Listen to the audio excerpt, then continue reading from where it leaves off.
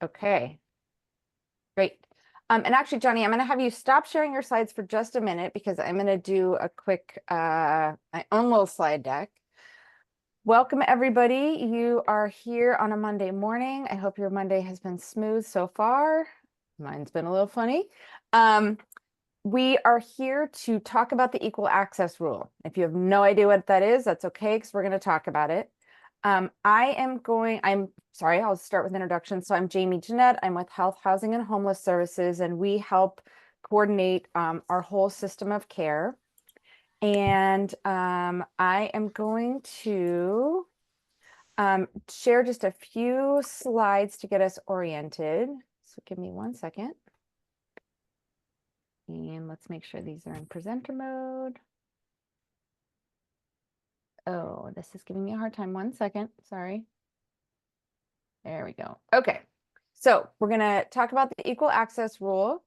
Just a few housekeeping things. So we are gonna ask everyone to stay muted because we have at least 75 people right now, and we'll probably have close to 100. And so we wanna just keep the background noise and stuff to a minimum. But if you have questions or comments, feel free to put them in the chat. Also, there will be structured times to ask questions. So we'll have you do your little virtual hand raise so that we can keep track of who is hoping to speak. We will be recording this. We also will be sending out the slide deck and the recording to everyone afterwards. And we will also do an evaluation at the end. We are also going to do a really quick little poll. So we do this every time we do our trainings. And we aren't tracking who's answering these, but we like to check and see if the folks that are attending our trainings represent our population in terms of demographics, race and ethnicity, and also lived experience of homelessness. And then for ourselves and for our trainers, we just want to get a little more information about the kind of agency you're representing and what your role is.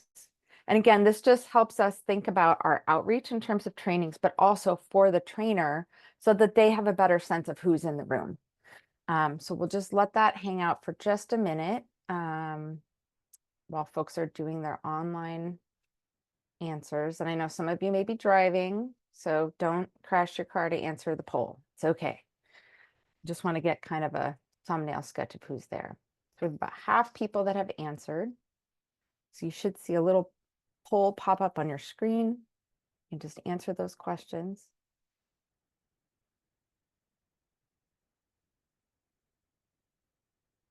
Right. And I think, let's see if I can go to the next slide while that poll is still up. Is that working, Shelby? So with the poll still up, okay. So while people are still filling out the poll, just a couple things about training norms and agreements. So this is pretty basic, but we're asking folks to respect our trainer, respect each other. And part of what that looks like is it's okay to disagree, but please ground things in I statements. Also asking folks, these last three are really about being mindful of how you are in group spaces. So if you tend to take up a lot of space or be on the mic a lot, like me, this is a good chance to sort of practice stepping back. If you tend to be a little shyer or you're a little hesitant, take a risk and step into some of the space and share something or ask a question if you feel up for it today. And then acknowledging power and privilege. And I think this is especially important when we're having trainings like this or around equity, where we are going to be talking about power and privilege. And so you're gonna get to think about that a lot, sort of big picture, but also think about that as we're in this conversation and this sort of virtual room. Okay, just a quick snippet about these trainings. So we offer these trainings monthly, and these are really designed for homeless service providers in Contra Costa to get information or skills that really are considered essential either by HUD, which is the federal government, the Department of Housing and Urban Development, or we locally have decided this is important for our system of care. So you're going to hear more about that, but the federal government, we talk about that because they're the largest funder of homeless housing and services, and they often set a lot of requirements about what providers need to be doing while they're, in our system. Jamie, I Yes, hate to interrupt you. go ahead.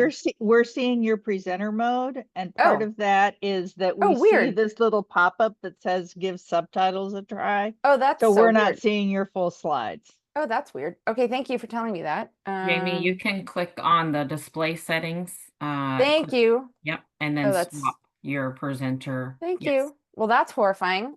Thank thanks, you. Claudia. Feel like my underwear was showing. Thanks, guys. Um, and I'll just pause actually real quickly to look at I think are the results of the slide of the survey showing.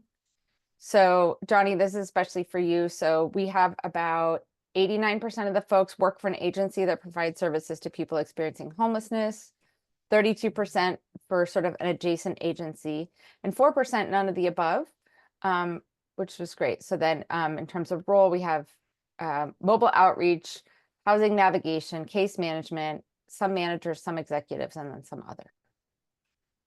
Okay. I will move forward. Oops. Okay. As I said, some of these trainings that we offer monthly are required by, or have been required, we'll see what happens, by the federal government. And some are ones that we've decided are important, even if nobody else is requiring them. Shelby, I'll punt to you for this fun Thanks, slide. Jamie. Hi, everyone. Good morning. Shelby Ferguson, our Continuum of Care Administrator at Contra Costa Health, Health, Housing, and Homeless Services, or H3. Just a reminder that these trainings, like Jamie mentioned, are required for direct service staff. We love for program managers and leadership to attend as well. And we'll talk about at quarterly meetings that you all have with myself and Mary, our coordinated entry manager, about attendance at these meetings if we need to. Thanks so much. Awesome. So a little bit about the goals, and our trainer is going to go through this a little bit more, but just so that you all understand from the system perspective why we're doing this. So HUD requires this, and you're going to hear what these things are, but there's this thing called the equal access to housing in HUD programs, regardless of sexual orientation or gender identity. And there's in terms of our own written standards, we have an anti-discrimination policy that ensures that LGBTQ+, and if you don't know what that means, you're going to learn, individuals and families that receive supportive services. So this is not just about housing, includes shelter and access to other services free from discrimination.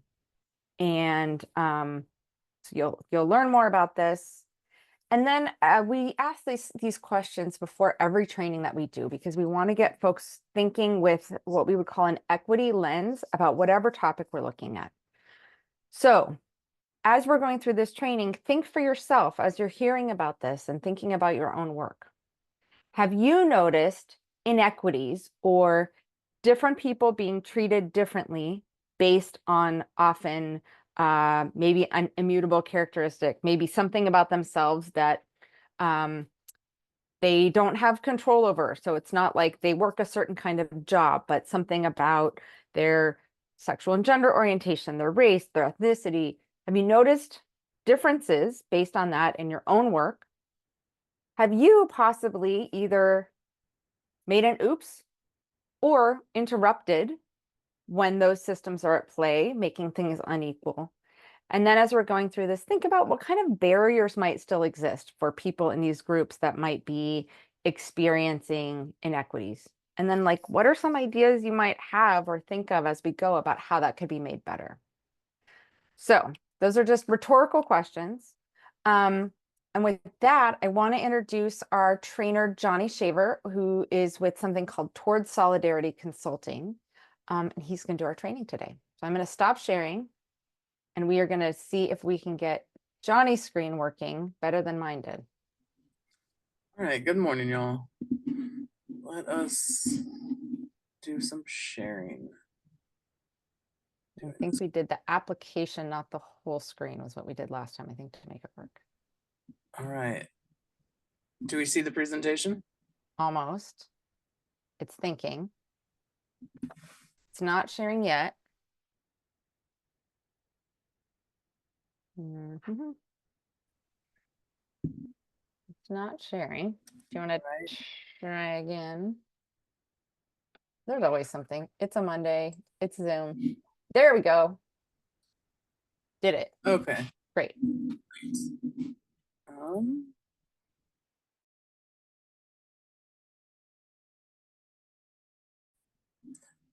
okay. Now it's frozen on my side. There we go. Thank you for bearing with me. There we go. It took away my notes, so I'm just bringing the one of my. Oh, your audio just got choppy for a minute. Oh no. Oh no. Johnny just got dumped. Happy Monday, team. We're gonna wait for him to come back. Sorry, y'all. Okay. We're gonna practice this one more time. I promise it went very well for just Jamie and I. It did. It worked. I promise. Okay. Okay. All right. That looks right. Yep. Okay. All right. I'm ready then. Okay, let's go. Let's try this. Third good morning. I'm really happy to be with y'all. My name is Johnny Shaver, and I'm here today to talk to you about the equal access rule. And I really want to thank Jamie and Shelby for helping me come to this space with you and for the great setup just before this. So before we get into my introduction, I wanted to give a little bit of a heads up of our agenda and how our time together is going to be spent. So we're going to do some introductions, and then I'm going to do some grounding and set the stage for us. We'll go over some terminology and some data. And then we're going to do a little more of a deep dive into what the equal access rule is, what implementation looks like, and then we're going to work through 2 scenarios that I have set up for y'all. And then the last part of this time together is going to be sort of a group scenario. We're going to work through a couple questions all together so that we can address some things that are happening in your community. This is me. So my name is Johnny. I use he, him pronouns. I live in Portland, Oregon. I have a fantastic wife and a 16-year-old kiddo, 2 goats, 3 dogs. I live on a little urban farm. I'm really trying to be Farmer Johnny. But I grew up in California. I was born in Anaheim, California, and I went to middle school and high school in Redding, California. So I've really experienced many, many communities that are different. So I was also unhoused as a child and a young adult, both in California. So I have an intimate experience there. I have been working in homeless services since around 1998. So I guess that should say 27 years. I forget how old I actually am sometimes. I'm also a total nerd. My first wedding was on the bridge of the Starship Enterprise in Las Vegas, Nevada. I have a sleeve full of Star Trek tattoos. If it's science fiction with stars in it, I'm probably into it. So yeah, that's just a little about myself, so that we're not total strangers as we start having these sort of intense conversations. All right, so another thing to know about me is that I love to find ways to co-regulate. I do a lot of training around trauma-informed approaches, and so co-regulation is a way for us to sort of take a breath. And so I discovered a study out of Hiroshima University several years ago that found that people retain information better when they're shown pictures of cute things during learning. And since that also helps us take a breath and do some of that co-regulation, about every 5th or 6th slide, we're going to look at something cute.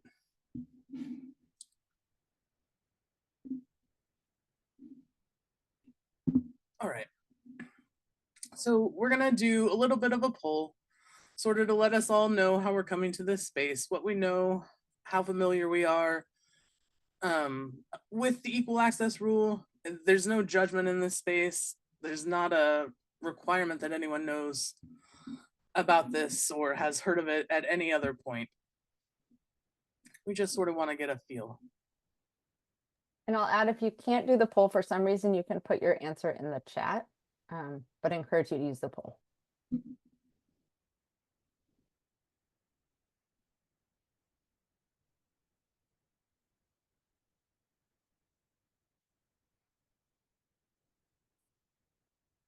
Gonna give us a little time till we get closer to about 80% of participation.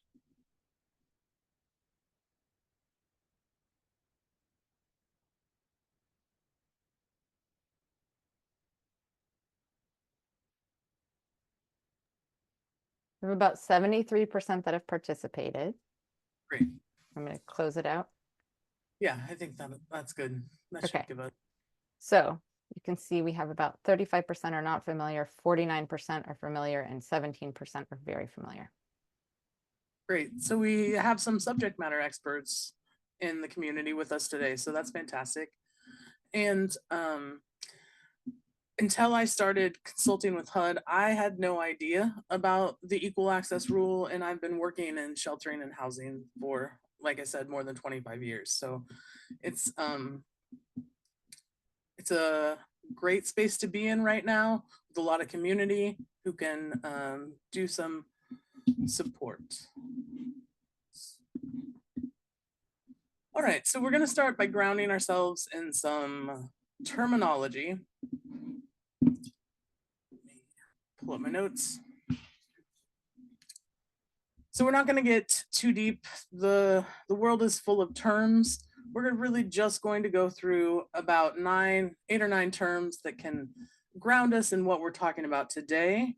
And you're very welcome to dig deeper and expand your vocabulary. But these are the terms that we're going to need to ground ourselves today. So sex assigned at birth. This is simply the label that a doctor or a nurse gave you when they looked at your body as you were born. It's a binary system. Even if what they saw fell out of that binary, they still have to pick one of those. So they're going to assign a sex at birth. That's all it means. When we talk about trans and cisgender merely means that what that doctor put on the paper is how you feel. That's all. It is for transgender people, it just means the converse of that our gender identity, what we know of ourselves, is different than what was assigned to us the day we were born. And then for intersex folks, there are a ton of variations in the world. And so people are born with natural variations in their sex traits that don't typically fit definitions of male or female. And those are sometimes visible at birth, but oftentimes don't appear until puberty or even after puberty, or they can never appear physically, and they can be at a chromosomal level. Chromosomal is not a word my mouth likes to say. Apologies there. And then for non-binary folks, these are going to be identities that don't fit neatly into a binary of male or female. And that is a huge spectrum of identities. It's really an umbrella term as we're using it today. Folks can definitely self-identify, like that is a gender identity. But as we're talking about it today, we're going to use it as a way to talk about gender expansiveness.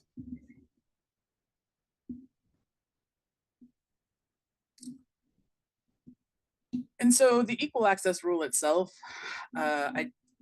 defines gender identity. And so according to the equal access rule,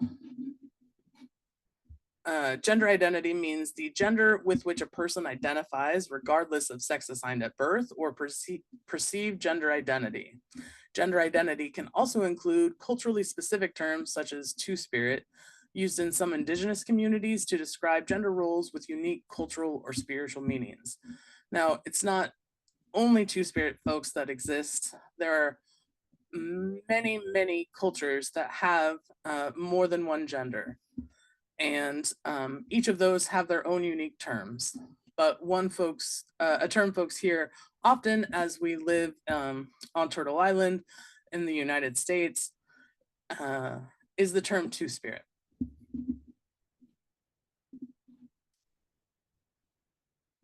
All right, and then sexual orientation is another term. Oh, I didn't click that one. There we go.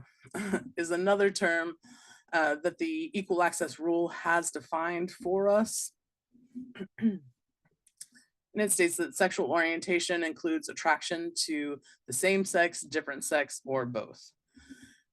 And so other terms you might hear that relate to sexual orientation are going to be gay, lesbian, asexual, anything that is about how folks are relating and how their attractions are relating. And then queer was once used as a slur. So it's a term we want to use with a lot of respect and deference.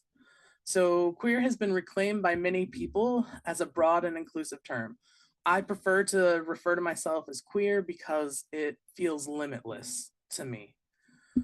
Pardon me, it can describe a range of identities and experiences that don't fit mainstream ideas about gender or sexuality. That said, not everyone is comfortable with it, so use it respectfully and based on how someone identifies. This can also be, I often try to have folks think of queer as a term for community and not a person, right? Unless that person has told you that they have a queer identity. Okay.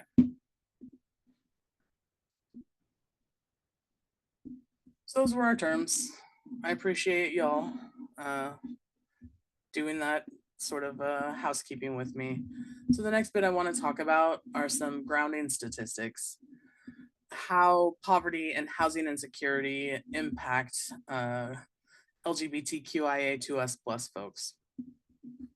So the Williams Institute has done an LGBT poverty in the United States study, and they found that between 2020 and 2021, 17% of queer and trans people were living in poverty compared to only 12% of their straight and cisgender counterparts. And before that drop, that gap was even bigger. The outcomes for queer and trans people, as you can tell by the chart, continue to be vastly different. This is exponentially more impactful for Black, Brown, Indigenous, and Native folks who are also members of the LGBTQIA2S+ community.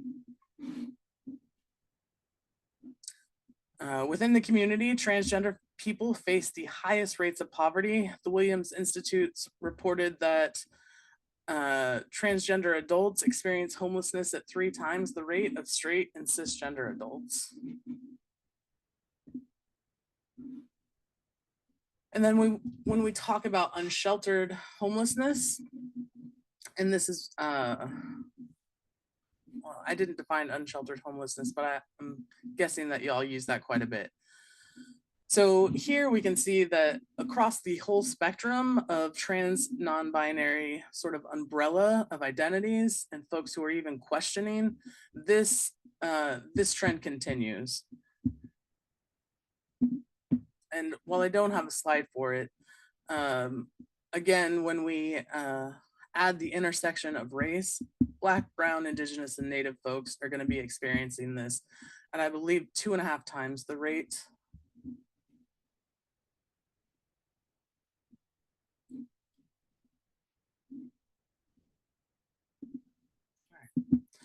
When we look back to the 2015 US Transgender Survey results, which was the last year that the full report was released, an indicator of what people are facing, and it's used as an indicator of what people are facing in shelters. I'm sorry, it's what transgender people are facing in shelters. Almost 3/4 of the respondents had at least one negative experience, with over half experiencing harassment or assault. Just under half of those people decided to leave shelter due to the poor treatment. 25% made the decision to dress or present themselves as the wrong gender in order to feel safe enough to remain.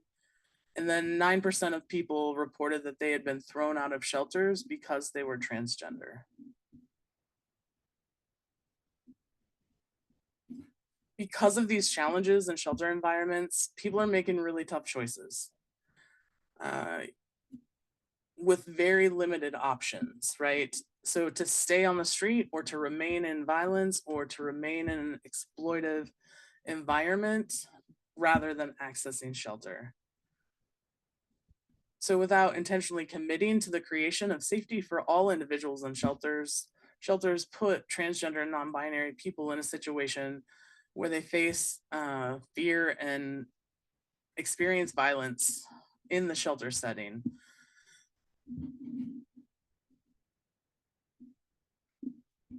All right, that was a lot. This is a cute animal. I don't remember what it's called, but it's very cute. I'm pretty sure it's Australian.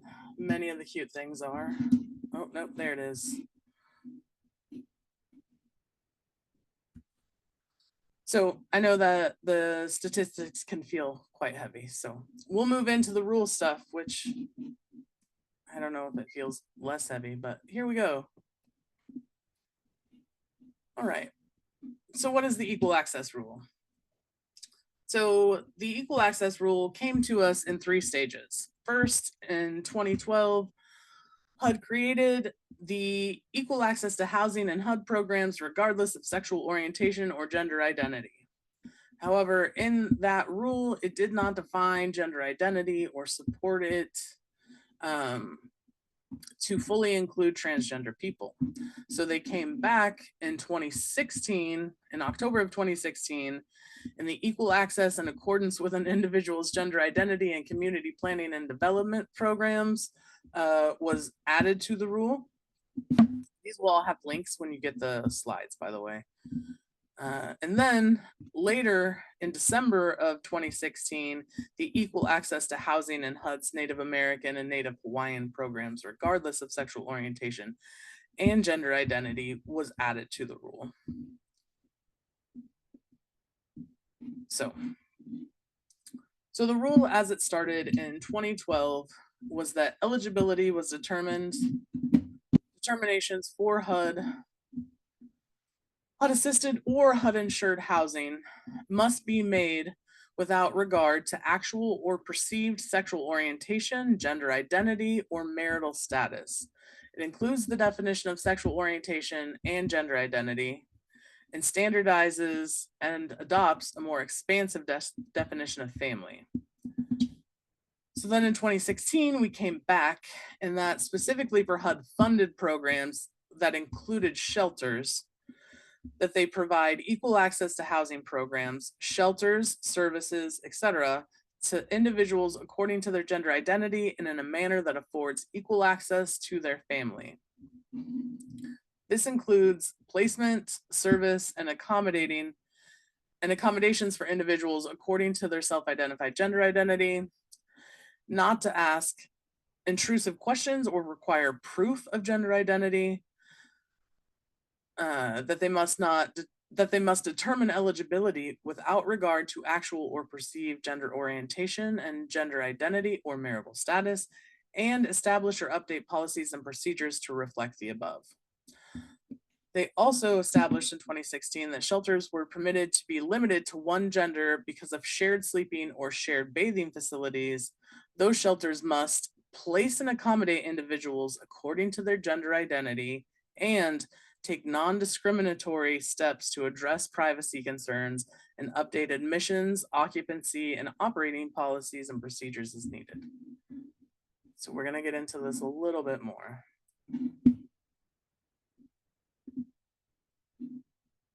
All right, so the definition of family.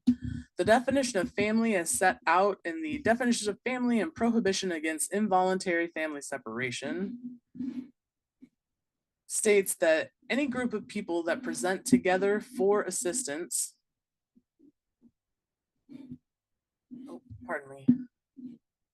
Any group of people that present together for assistance or identify themselves as family are considered to be a family and must be served together, regardless of actual or perceived sexual orientation, gender identity, or marital status. That's going to continue to be a thing. Sexual orientation, gender identity, and marital status. And also regardless of age or relationship or whether they are children. All right.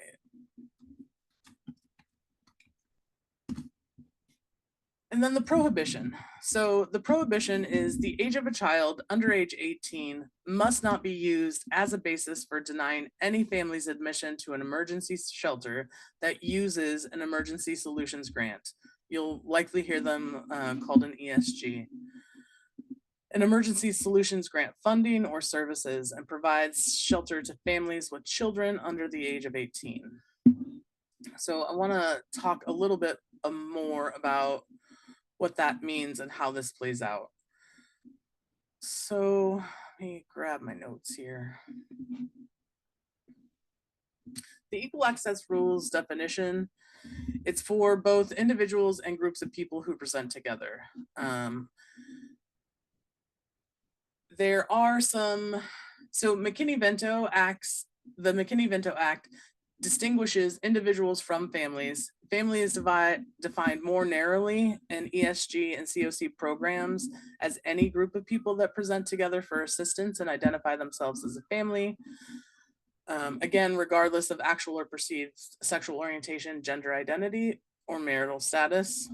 A recipient or a subrecipient receiving funds under the ESG or the CoC programs may not discriminate against a group of people presenting as a family based on the composition of the family. This includes the age of the members, the disability status of the family, or the actual or perceived sexual orientation and marital status of the family. Emergency shelters funded with ESG monies may limit assistance to families with children.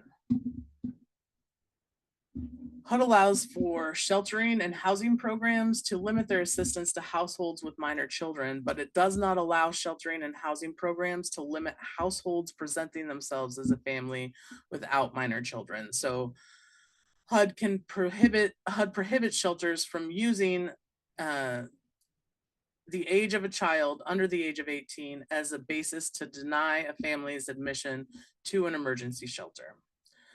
The overlapping and layered nature of the statutory and regulatory protections are important to understand in practice. So for an example, while a shelter, transitional housing or permanent housing project, any of the three, may limit access to families with minor children, it may not limit access to only women with children, but instead must serve all families with minor children. It may, however, exclude families without minor children, such as a shelter must serve the following family types, should they be present, in order to be in compliance with the protections afforded by the Fair Housing Act, as well as the Equal Access Rule and HUD's involuntary family separation prohibition for all CoC funded programs. This is a lot of words and I apologize. This is the equal access rule bit. So once we get through all of this, we'll be able to talk about this like regular people. I feel a little bit robotic as I read all my HUD stuff. We won't be digging into the Fair Housing Act in this training because your CoC has a Fair Housing Act training for y'all. So I encourage you to reach out to them and make sure you're participating in that. So the types of family types that must be accommodated are single male head of household with minor children, and any household made up of two or more adults, regardless of sexual orientation or gender identity, presenting with minor children. If you, so what this means is if you are doing family sheltering, doing family housing, you cannot discriminate based on the perceived gender or sexual orientation of the parents.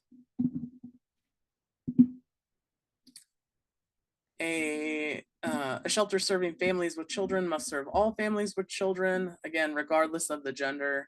In this example, the emergency shelter or housing program would not be required to serve families composed of all adults and could deny access to these types of families provided all the adults, provided that all adult-only families are treated equally and regardless of their sexual orientation, marital status, or gender identity. The only situation in which a single gender shelter would be permitted is, well,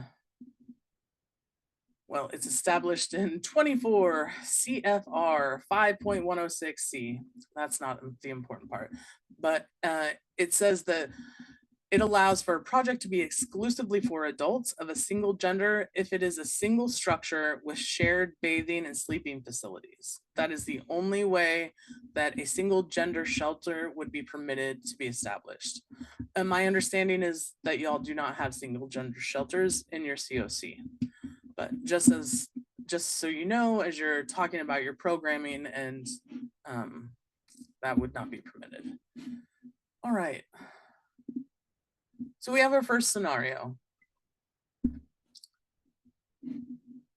Actually, do we have questions? Do folks have any questions, Jamie, that we should get to before we head into the first scenario? I don't think so. I did just want to ask a clarifying question. So if there's a shelter that gets ESG funds to run the shelter and it's a family shelter, they can't say, if you have a boy child that's under 18 but over 12, for example, like they have to allow the family with the boy child regardless of their age if they're under 18. Is that correct? I don't know if that was clear as mud. Yes. You cannot discriminate against teenage boys.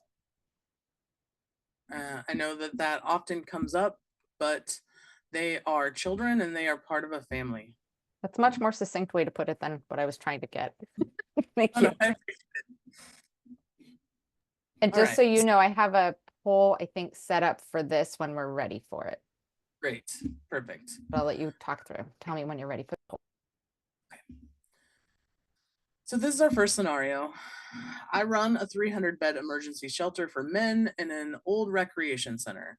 There are 3 congregate sleeping areas and 1 shared bathroom facility. Again, that shared bathroom facility is the reason why in this scenario someone is allowed to have a single gendered shelter. A client discloses his transgender status as a transgender man to a staff member. Do I continue to serve him along with the other clients?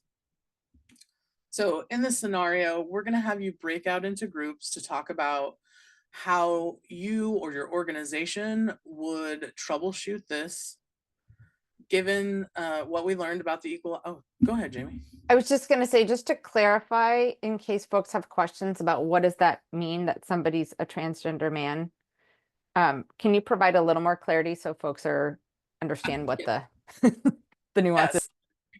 Absolutely. So a transgender man is going to be someone who was assigned female at birth, and their gender identity is that of a man. Thank you. All right, and so I'm going to let you take it from here, Jamie, to get folks into breakout groups. But I just want folks to sort of workshop what this looks like at your organization and use this as an opportunity to talk with your peers about sort of similar situations. Feel free to dig into what it looks like in a shelter with, you know, I'm looking for with both genders. Co-ed, there we go. In Okay. a co-ed shelter. Yeah. And how much time will they have? Oh, that folks will have about 10 minutes to talk. Okay. And then they'll be reporting back out sort of how they've thought about this. What are the issues? And Yeah, I have 10 minutes for us for a breakout and then 5 Okay. minutes to do a report back. great. So I'm going to assign rooms with about 6 to 7 people per room. And we will give you a little notification when it's time to come back. Probably one of you should be assigned to report back out, just so you have somebody who can speak to the group. Yeah. Okay. think we said So- groups of 5 or 6, and so Okay. Yeah. Great. So you should see a little thing that pops up that says, do you want to join the breakout room? Please say yes. And if you, we're going to hang out here in the main room in case something happens, you need to come back or somebody comes late, but we encourage you to go jump into your breakout room so you can do some learning. Okay. Please join your rooms. Looking to see. Great. All the rooms have at least 3 or 4 people in them. Great. Oh, I'm going to start a timer and I'm going to pause the recording.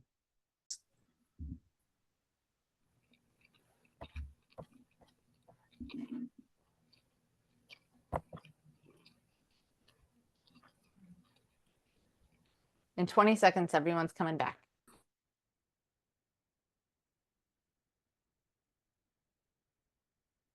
All right.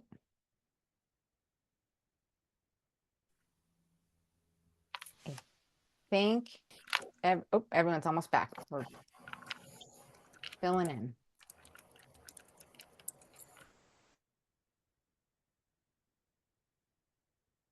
Okay, I think we're back.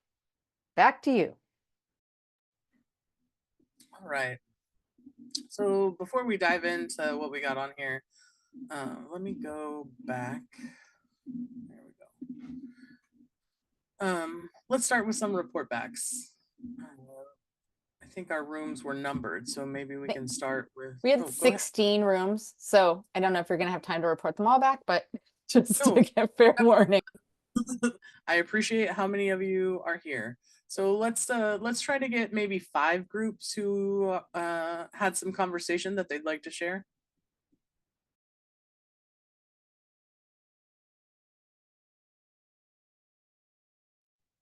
I'll go. Good morning. Go ahead. We were in room 13.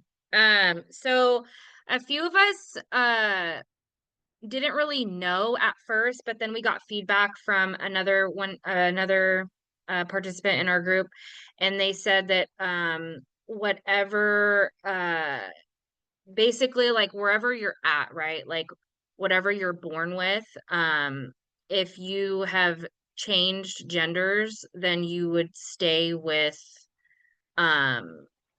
whatever parts you have, basically. But if you're still in that transition, then you stay with like the group of people that you like of what parts you were born with.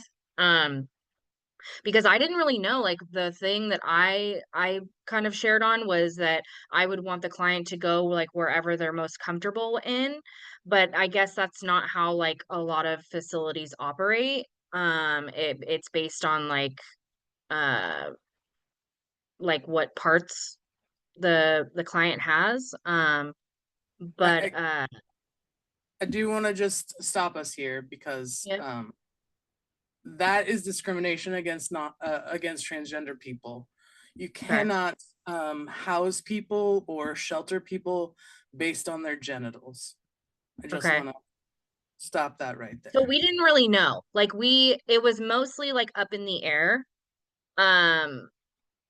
But like we also shared on that, you know, we would want the client to wherever they're most comfortable at. But we didn't really know, like this was a really hard question for us. Yeah. So that's all. Yeah, absolutely. And I want to acknowledge that these are difficult questions to have. Yeah. I don't know who's next, Jamie, so I'm going to let you do that bit. Okay, I think let's do Catherine, then LaRue, then Daniel, then Jamila, then Dennis. Yes, thank you. Good morning, everyone. I forget what number we're in. I believe room 6, if I'm not mistaken. However, there was one part that came up. Actually, 2 things that came up in terms of how to accurately or appropriately house this individual. Again, it's based on what this individual identifies as gender-wise. So it's not their sex assigned at birth. It's what they identify as. And also determining in terms of shared bathroom usage, ensuring privacy, right? That's number 1. Are there stalls with doors, or are there locks? And then if not, thinking about other flexible usage, maybe determining time, flexibility. Do you want to just having a conversation, right? It's more about conversation what that individual feels comfortable with, and also addressing that with staff, ensuring staff are properly trained, and then avoiding the segregation piece, right? You don't want to separate folks from the cohort, from the group, because of whatever bias that you may think, or what you think was best suited for the client, without necessarily engaging and having a conversation is to determine what is appropriate for them. And another piece that came up was for DV shelters, right? Where it's a DV shelter for women, and there's an individual there that is transgender woman. And then there's a shared bathroom facility. Has anyone encountered that? How do you navigate that conversation, right? In terms of triggers or trauma triggers for a woman fleeing the DV situation. And I know too, in terms of disclosure, we're not here to disclose to anyone what anyone identifies that as. And then just figuring out how to best see, training wise, and how to not necessarily ask invasive questions, be focused on safety and trauma needs, right? In that scenario, if anyone in the group has encountered that, and what did they do? Thank you. That was Sure. great.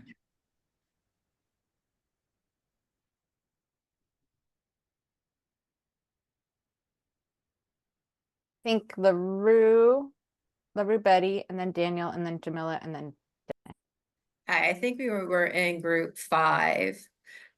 So we just discussed different situations that we had in working that dealt with transgender men and women. I think between us, we worked in several shelters. So we talked about, what did they need? How could we help them? Where did they feel comfortable? Also, discussing privacy and then also safety. So one shelter I worked in was a male-only shelter with a grant through the VA. Had a transgender female at the time. She was comfortable with being with the men. The shelter had a door with their own lock, and then I made sure my office was a safe place for her when things got a bit much for her. Another shelter, they did something similar for transgender men and women. I think they were co-ed shelters. And so making sure that they also had the support that they needed to feel safe, but not discriminating. Another shelter that I worked at was a co-ed shelter in a community room that converted at the end of the day. And so everybody was just sort of with everybody. We had folks that, for whatever reason, if they wanted to and with approval, be moved to another side for safety. We just had a little area that was cordoned off. This was about 11 years ago, so I'm not sure if you could do that now. But just making sure that people are safe, using the bathrooms, not discriminating in the bathrooms. And in the shelters that I had, we also had community meetings. And so it was also an opportunity to educate everybody on what the shelter environment was, and that everybody had a right to be there. So. Thank you so much. That was a great rundown of accommodations, right? When we're talking about this stuff, accommodating folks within the shelter that we are in. All right, sorry. Keep going. Hi, everyone.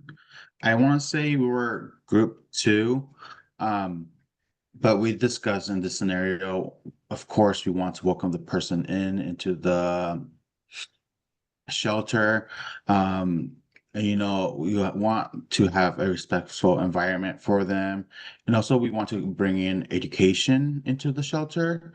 Because we want to educate ourselves always, and any other residents to let them know more of just to help feel them welcome. And we also thought that the client coming in will be also a great educator. They can let us know their experiences and let the shelter know.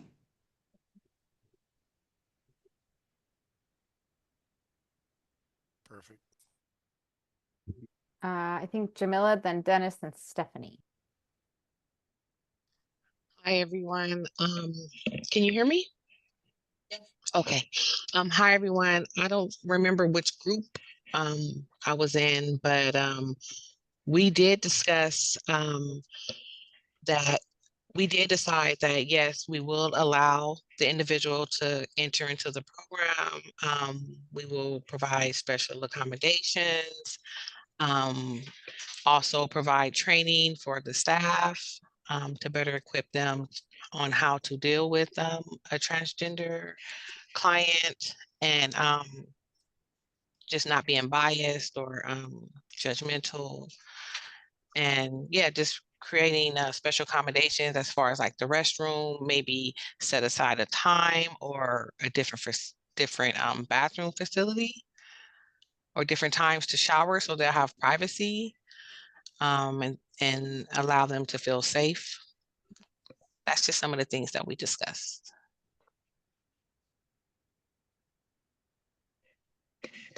Great, thank you. I think we probably have time for one more report back, if that's okay. I apologize that there's so many of us in such a limited amount of time, y'all.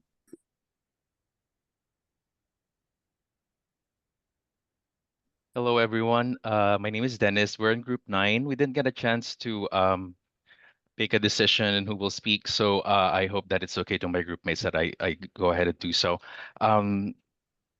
I don't have any direct service experience when it comes to shelter settings and placement settings, but we do make referrals. I'm a social worker in one of the public health centers, but one of our the person in the group, her name is Shayna. I'm not putting you on the spot, but I just want to say your name because thank you for sharing your experiences. She's in a co-ed setting, primarily Gen Z. And so the question was, yes, services will be provided. With being mindful about one, letting the person choose where or which side they would be most comfortable with, and then with the understanding that there are always going to be safety issues, right? As a queer person myself, I present as a cisgender, but even if I, as a cisgender, have concerns, I can just imagine for a trans person, right? So we want to acknowledge that. So one example that issue that they encountered was, well, other people feel uncomfortable, right? And they brought it up that, oh, I don't feel comfortable with this trans person here. And so what she shared is, well, it sounds like a you problem. This person is here. We will provide services to them, and that's how they handle that issue. I brought up the issue of microaggressions. Even someone, a cisgender person, let's say, distancing themselves from the trans person, it's already that is a microaggression that definitely puts that person on the spot, right? And then the othering is also makes you feel self-conscious and puts you in a spot where, well, am I safe here because I'm the other. So these are just some of the questions that came up, and I also just want to say for the first person who shared, thank you for sharing that. You were coming from a place of, we're here for training, so we're coming from a place of inquiry. So thank you for highlighting what you discussed so that we can address it and we can learn that what is right and what is wrong, especially in these times that we're at. And thank you all for the information that's been shared thus far. The couple of things. So the one said one can be an educator. I feel like that should be left to the person. It's not on them to educate the general population or staff about their experiences, who they are, and how they want things to be. And I feel like we also need to be careful in using the word special accommodations because that's what is like a red flag for others. Why do they get special treatment? Why do I get this? Why do I get that? But I feel like appropriate accommodation, right, is what I would think.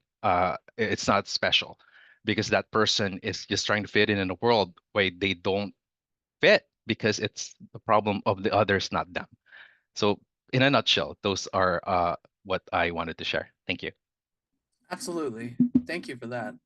I think in general, I really appreciate just using the word accommodation, so we're not adding anyone's personal or extra delineating information. All right.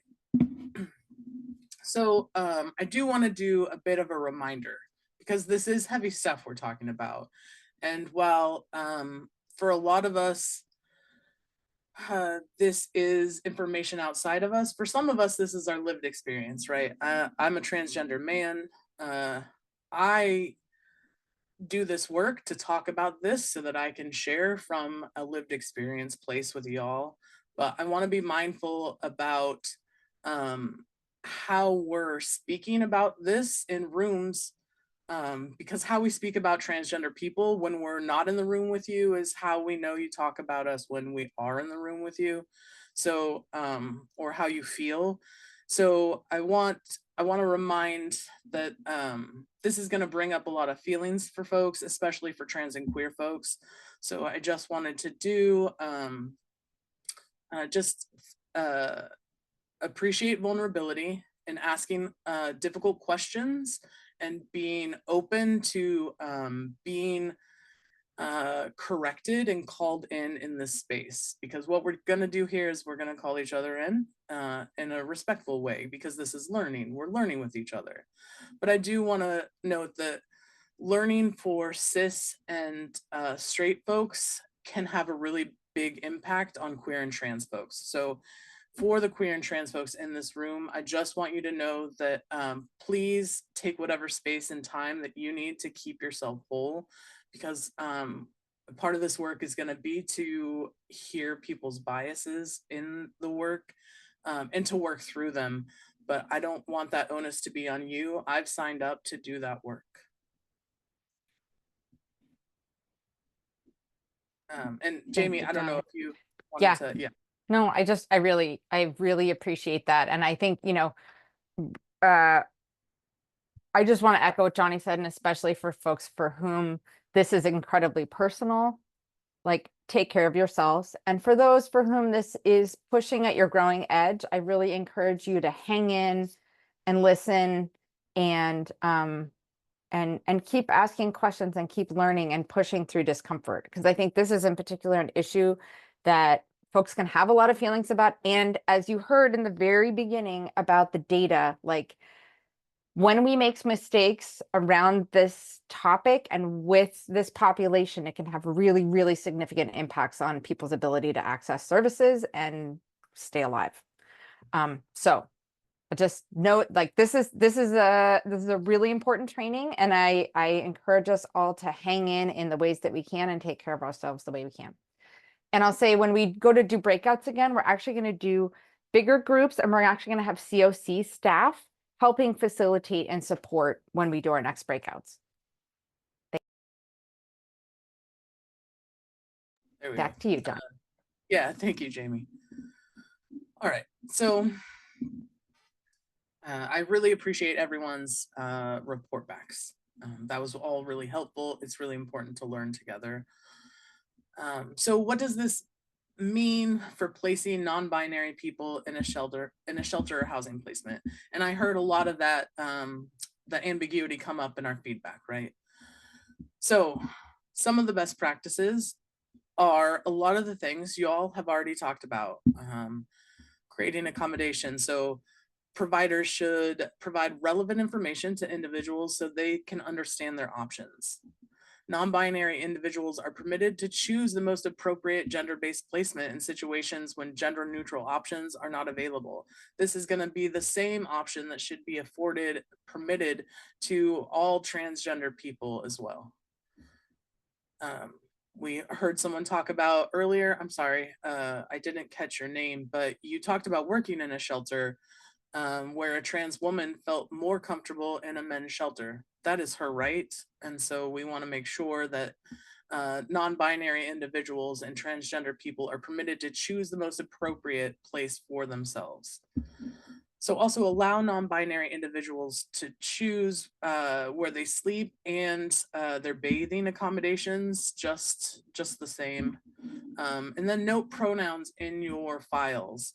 Ideally, your case management software includes pronouns as part of your intake and as part of your like client management.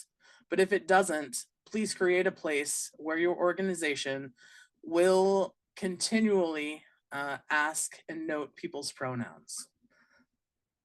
And then inform the individual that they can request a privacy accommodation. This is when, you know, we can set times when they have access to the bathroom and other folks won't, or we can provide them with a bathroom with a lock on it that is a single use bathroom. Any of those privacy accommodations, several of which have come up already in the feedback, are a great way to accommodate folks. All right, and then very importantly, these are goats. We're gonna look at the goats for a second. These are not my goats, but they are very cute goats. I couldn't find a picture of my goats that didn't have them doing something wacky, so I just Googled baby goats. All right. So we are going to talk a little bit more about implementation before we dive into our next scenario. And then from there, I'm going to sort of assess with y'all the group scenario, because we might not want to do that. It might make more sense for us to go through questions, to workshop some of your questions rather than to create a scenario that we're working through together. So just so you know, we're going to sort of adjust what we do when we get there, depending on how time is feeling and how we're feeling. It could be that scenario number 2 also is emotionally exhausting for folks. So I just want to leave space. All right. Bye-bye, cute goats. So implementation considerations.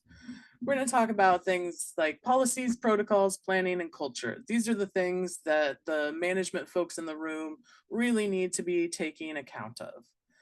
So policies, procedures, all of that stuff that prioritize and implement the equal access rule, and also center the experiences of LGBTQ, IA+, 2S+ folks in your programming. So for policies, that's going to be harassment and discrimination policies that directly address queer and trans people. It's going to be name and pronoun usage as a practice within your organization. It's going to be eligibility and placement determinations. So how are you using that information to help folks get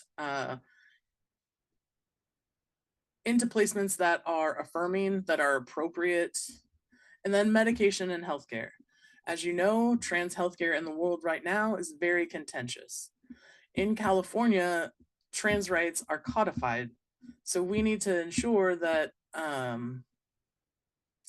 we're getting folks access to what they still have access to, as long as they have it. And so medications, healthcare, knowing where the gender clinics are in your town, knowing what the resources are for hormone replacement therapy for the folks in your town, knowing where those resources are can really benefit everyone in your community, but especially the trans and non-binary, or I'm sorry, the queer and trans folks in your community that you're serving. And then for protocols, resolving violations and incidents, all of these things need to take into account folks' gender identity as well as their sexual orientation. So requests for alternate accommodations, we were talking about that. Again, protocols around medication. And the things around that are sometimes around injections, because hormone replacement therapy often involves injections. And then housing and service referrals.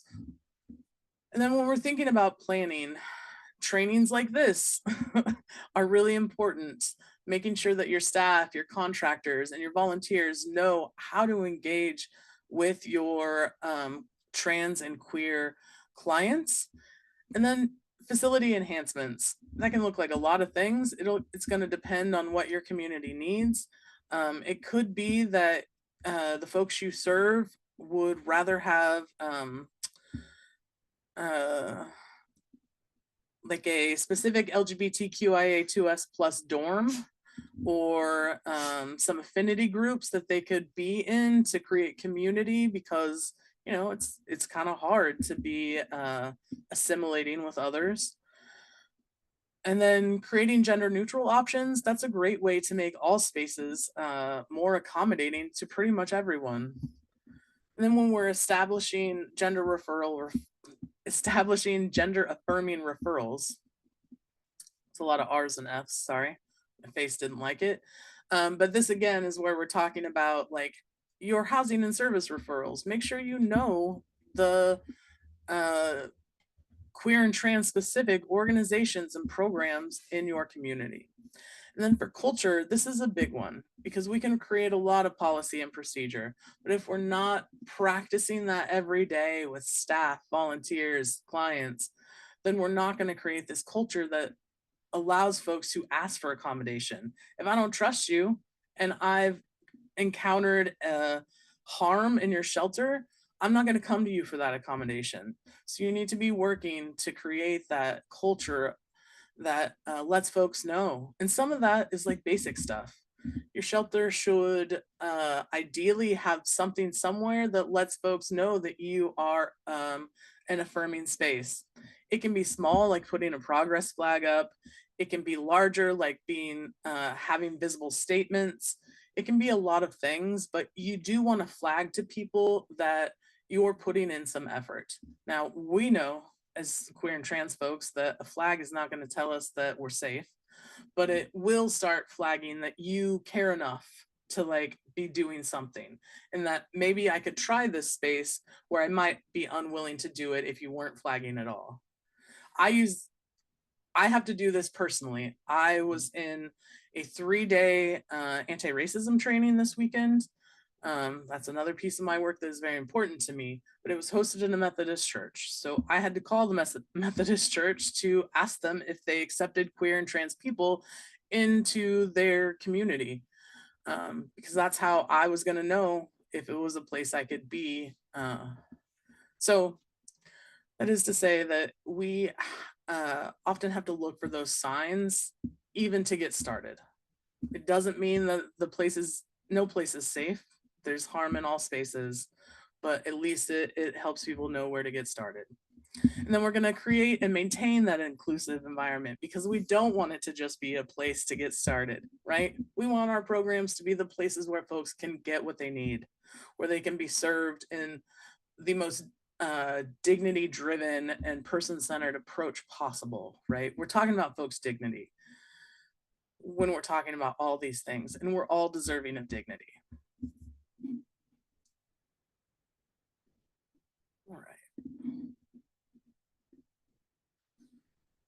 All right, so everyone has a role to play in this work, right? We've talked about several roles already, so I'm not going to read through these, but as you know, providers need to update all of these things, their admission, their occupancy. There's a reason why we need to continually update our policies and procedures to reflect the needs and the needs of the communities that we're serving. And one of those communities is always going to be queer and trans people. We have existed throughout time in every society, and we will continue to exist. So making sure that you're considering us is really important. So policies and procedures, and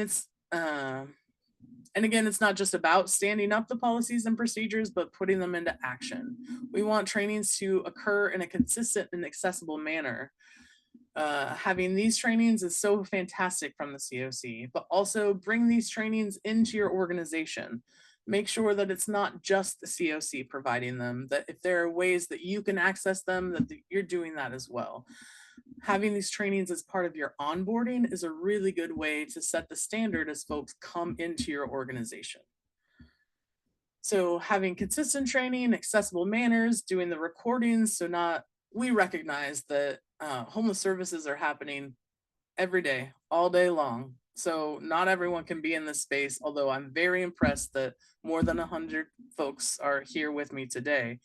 I recognize that that's not always going to be possible. So doing the recordings, having other forms of training that work, doing in-person stuff, because a lot of folks really prefer the in-person stuff.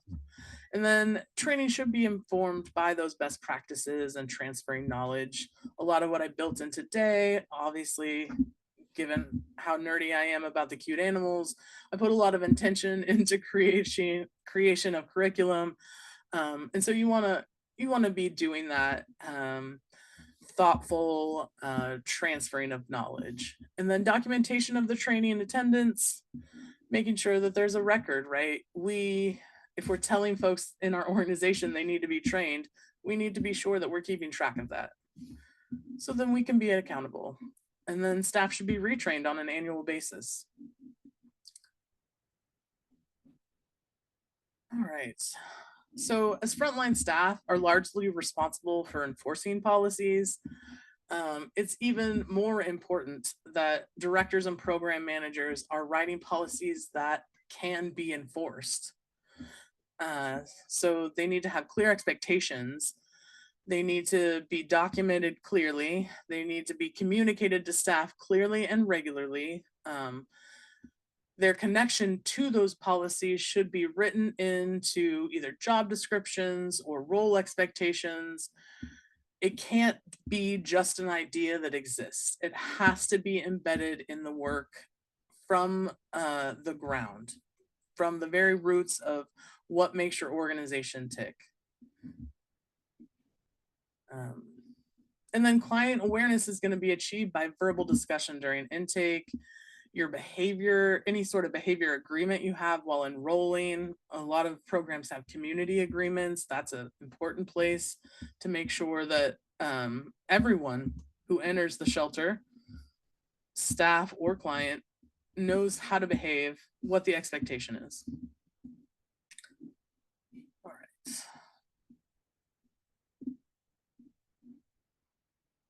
All right, so some stuff about incorporating inclusive intakes and data collection. So this is a way of communicating to ensure that all people are respected and included and valued. It takes into consideration race, gender, sexual orientation, gender identities, and disabilities. We want to make sure that on application forms, if you're required to collect demographic data, you want to allow applicants to write in or self-identify their gender and their relationship to other occupants or emergency contacts.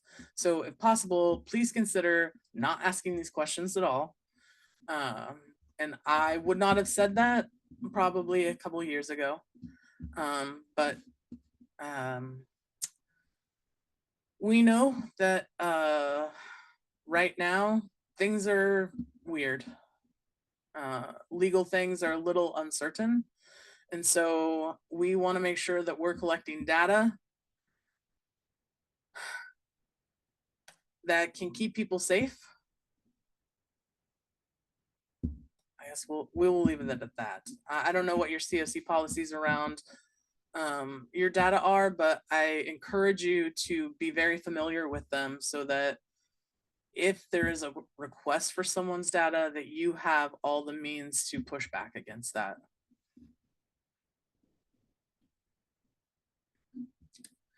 And then we want to respect the decision of applicants if they choose not to disclose their gender identity, if they choose not to disclose their sexual orientation, right?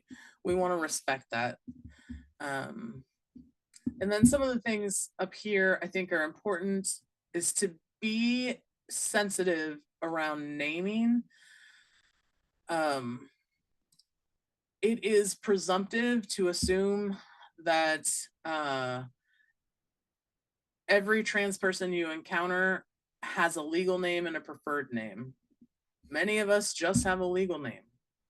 I just have a name. My name is Johnny. It's going to be Johnny on every document that exists for me. But that is a privilege, right? Because I had to pay money. I had to get myself down to Orange County to do that. I had to do all those things to make that happen. And so not everyone has that privilege. And also, you don't want to come at folks like, well, give me your birth name. Also, when they give you your name, if you are asking for that, it needs to be for a reason. So ask folks for their chosen name before asking for their government name. This is a relational experience. Intake needs to feel relational. You want to know how folks want to be talked to before you're asking them what their legal government name is. And so then consider whether you need to even collect sexual orientation data. That's what we talked about earlier. And then when we're asking for gender identity, allow folks to self-identify. Some appropriate sort of application forms are going to have first name, last name, pronouns, and then listing first and last name with a separate line for government name below the form. It indicates a commitment to respecting identity and prioritization. And I know that we experience, I'm pretty sure that, well, I don't know how HMIS is set up in every community, but I'm guessing that your HMIS works similarly to that right now. I know that that's the setup in many communities. So, and then if the person does write two names or self-identify, goodness, of course I scrolled. So if they do write down two names, give them information about how to change their name legally, and most importantly, about how to access that name change with funding. Do you have funds for a name change through your organization? Are you connected to the resources that can help that person get a name change? Is it safe for them to do so? There's a lot of things to ask them, but if that comes up and they express the desire for a name change, please work with them to do that. That's an important piece of barrier breaking. And then some inappropriate questions are going to be to ask their gender identity. And that's going to depend on what is happening in your community. But in general, HUD has gender identity and sexual orientation as inappropriate to be required.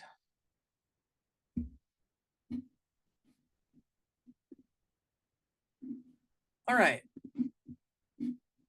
So planning and policies. Don't wait, start doing stuff now. You don't have to wait for perfection. I think that's a big thing. Perfection is a tenet of white supremacy culture. We don't have to do things perfectly. We need to do things, we need to start.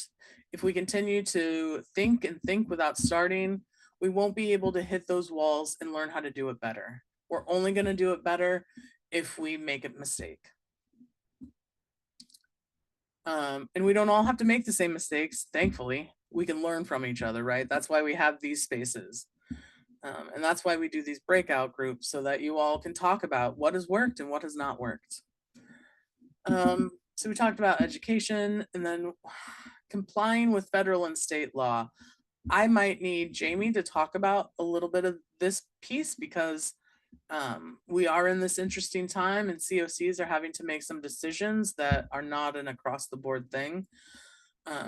So if there's anything you want to talk to or address about that piece, I would love for that, not to put you on the spot. No problem. I think we don't know actually what might be changing at the federal level. Like, the dust hasn't quite settled on that. What I can say overall is, when it comes to this topic, regardless of what the federal government has or doesn't have as rules, we're really clear that our local priority and approach is going to be to maintain the safety and security and protections for people with sexual and gender identities that are vulnerable. So, you know, what I'll say is, often we sort of orient this around like what HUD or the federal government does and doesn't require. And I think that the message is, like, even if they roll back all the protections, which it looks like they're going to do locally, we still are intending to maintain things the way that we've been doing them, with as much clarity and support as possible. So you will be notified if anything is dramatically changing, but basically right now, regardless of what's happening at the federal level, keep doing things the way that we're training you to do them. And if anybody else from the CoC team has anything you want to say differently, go for it. But I think that's kind of our platform right now.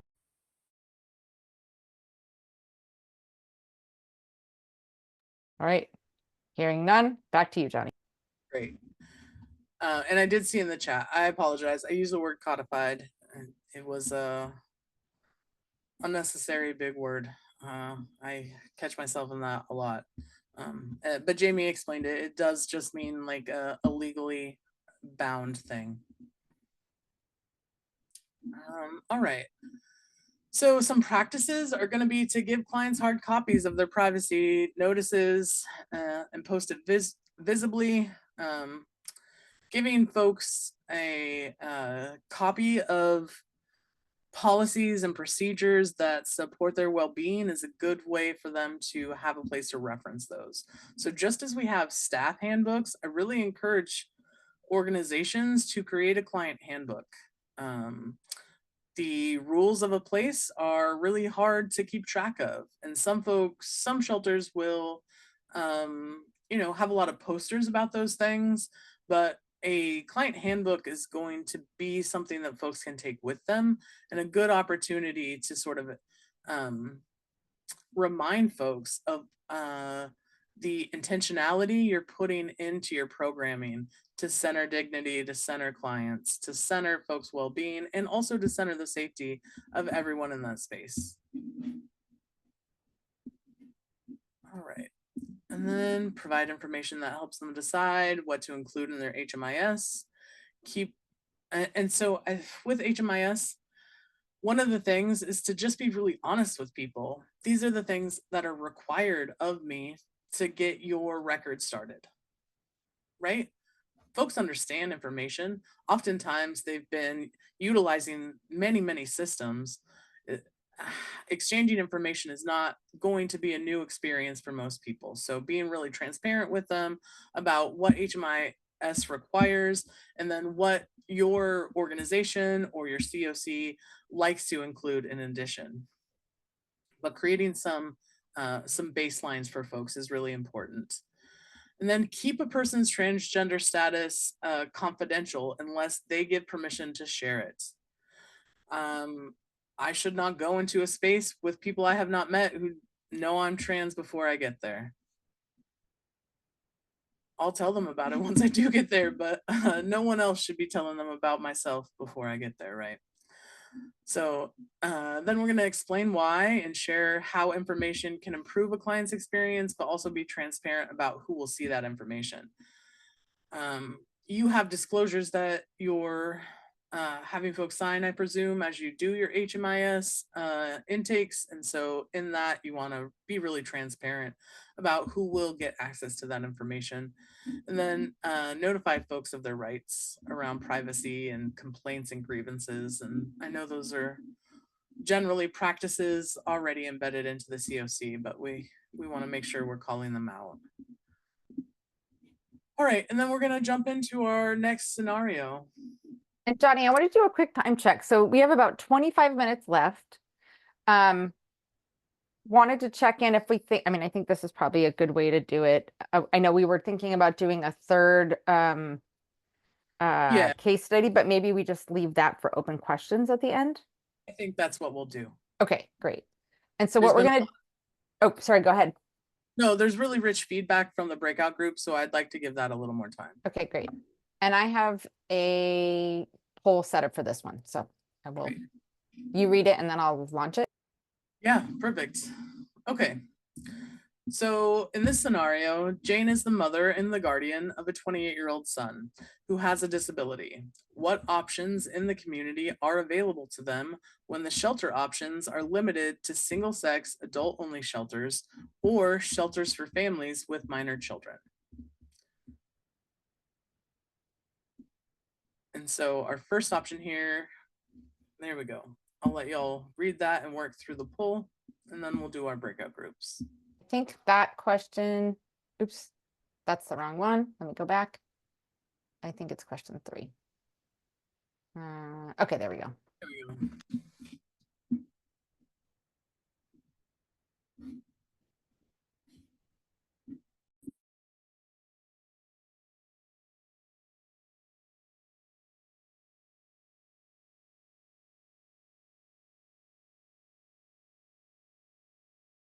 Does anybody need us to read the possible answers out loud?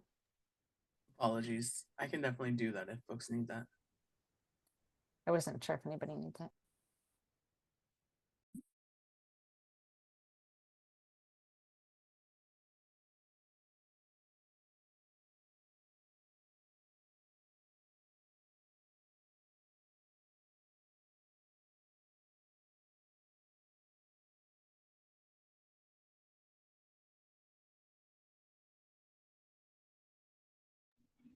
All right.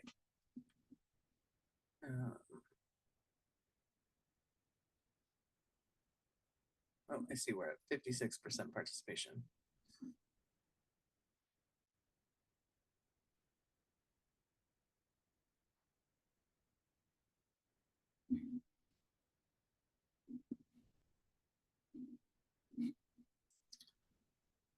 Well, the answer is all of the above. So I appreciate. Thank you, Jamila. I like that.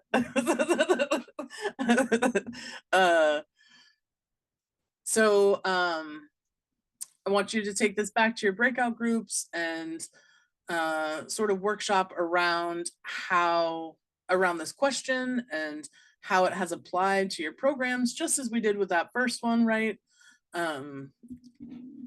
And I'll have Jamie get us into breakout groups, and I believe they're going to be larger, and we're going to have a CoC staff member in there to support y'all, right? Is that correct?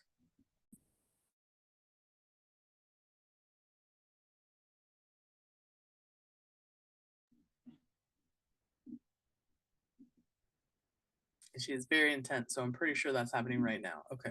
Yeah, sorry. I thought I was talking to myself, but I think we have a co-host. Yes, and we will, Johnny, will you drop the questions and the Yep. answers in the chat? Thank you. Okay.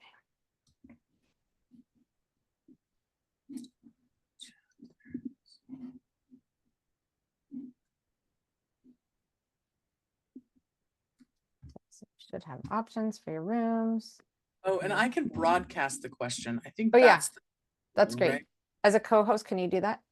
Yeah. Great. And they're also in the chat.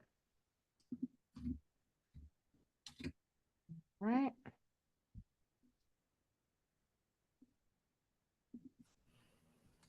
I got kicked out. Can you send me to a Oh. breakout? Yep. Let's see, Lonnie. Let me find you. Hold on one second. Okay, I'm gonna give you 24. Okay. Anybody else need to get yeeted to a room? Yes, I do, please, for Kelly. Sure. I got you. Hold Thank on. you. Yeah.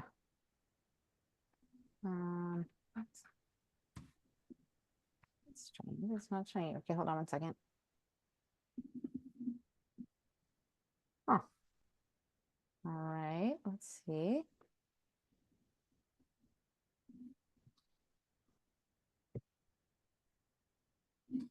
Oh, there's a small character limit for what I can broadcast. Oh, okay.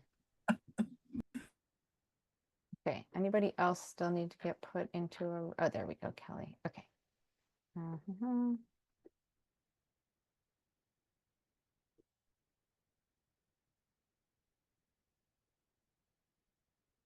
Anybody else need to go into a room? Oh.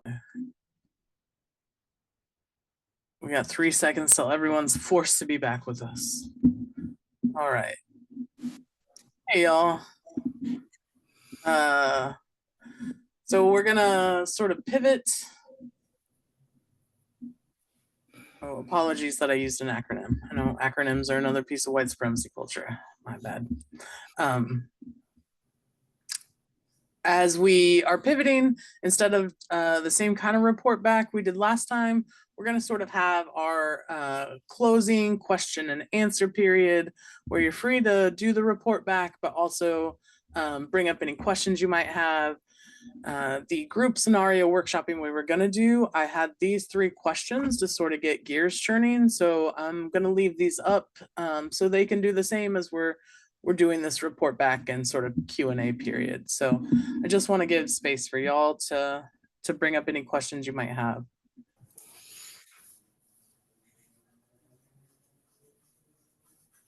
And I just want to note, if you have a question that you want to ask, but you're feeling kind of shy, you can just send it to me directly in private message in Zoom, and I will read the question out without your name attached, if that feels easier. Absolutely. And if there are things that you want to uplift from your scenario breakout groups, please do. This is a great time for that. I just wanted to open it up for Q&A as well.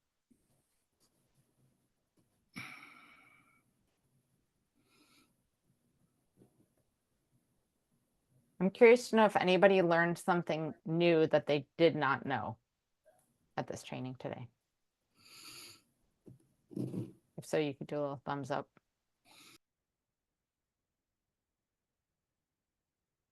Everybody knew all the stuff. All right. Yeah. What's an ear issue? Apologies. That's the equal access rule.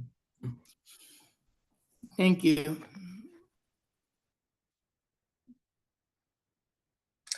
It turns out, I guess, if I type equal access rule too many times, I start abbreviating it. So apologies.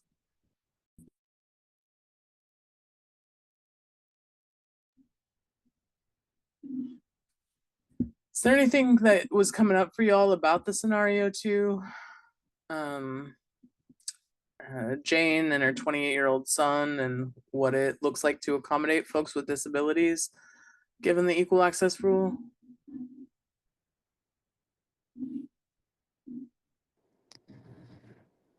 I can't raise my hand because I'm in the car. I was transporting a client, but I will say that one of our breakout groups that was great was that we got to really get into the fact that it seems like shelters are really trying to accommodate and they are willing to, but there's just not enough room for anyone. And I think that's the most disappointing part because that's why we do this job, is because we want to make sure that everyone's taken care of no matter what. And it's extremely difficult to find places. So I feel like that's the biggest issue that care coordinators are experiencing, is that we just don't have space. And a lot of the time, that's the hardest part. And I just learned also that shelters do have accommodation rooms, which I love, and that's amazing. And that they should be, able to access those more frequently, but they are being accessed. So yeah, it's just tough. Yeah, I mean, that brings up such a immutable thing, right? There are only so many resources that exist. And so what can we do within those bounds to make it possible? So thank you for that. I appreciate that. And thank you for joining us while you're out in the field. I know that's a big deal, so I appreciate it. Oh, of course, super happy to be here. This has been super informative. So thank you.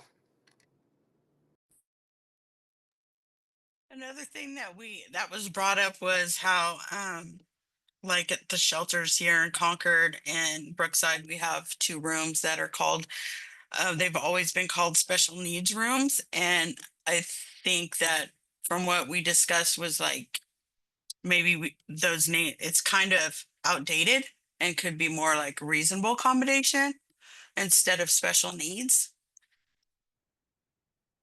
Yeah, that's a great idea. Absolutely.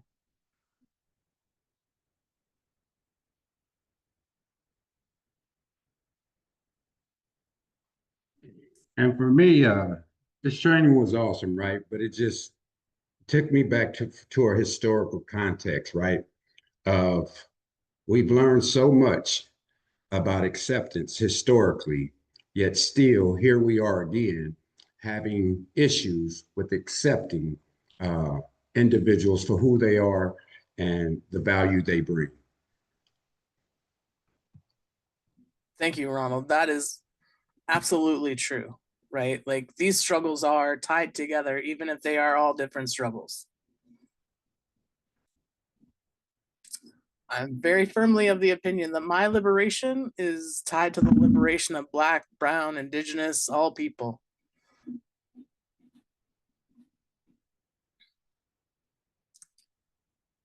Well, I think I'll give one more minute for folks to bring up anything else, and then I'll turn it over to Jamie to close us out with the CoC's survey and some stuff.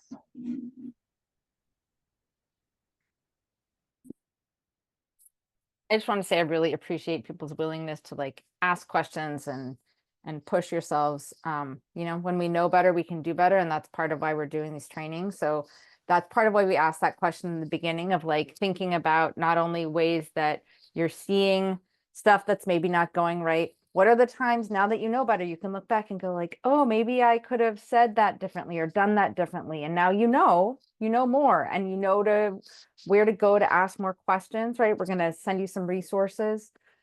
So nobody's asking for perfection. I love that everybody is here and engaged and trying to learn. And there's always more to learn. There is always more to learn. So I want to just do a quick, we do, as you probably recall, we do a quick survey at the end of all of our trainings. It helps us make sure that we are teaching you all the information that you need, getting you the resources that you need. Also do some evaluation of our trainers so that we can give them feedback.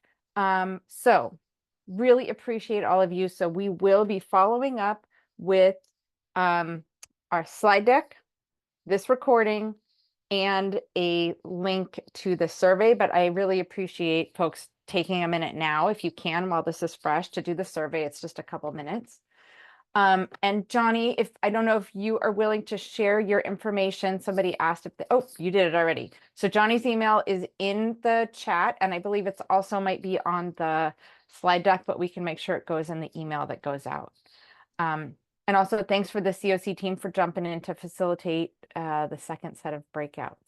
I'm sorry, I Johnny, wanted to, thank you. I just Yes. wanted to ask, Yeah. there were some resources that were put inside of the chat box. Yep. Will I those can be include sent those. out to everyone too? Yep, I can include that. So we dropped information about Contra Costa Health actually has a gender clinic. Also, Rainbow Community Center is the LGBTQ resource center in our county. So I can make sure that those links go into the materials that go out.